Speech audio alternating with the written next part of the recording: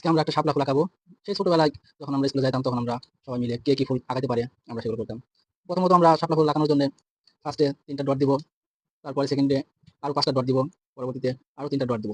এই totally 11টা dot দিয়ে আমরা একটা শাপলা ফুল বানাবো।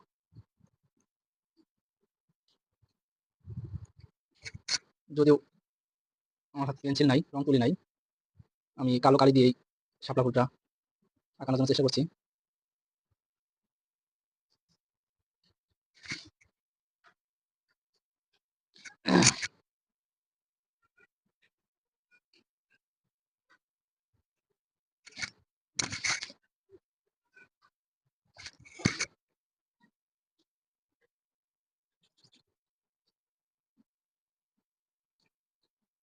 শাপলা ফুল হয়ে গেল।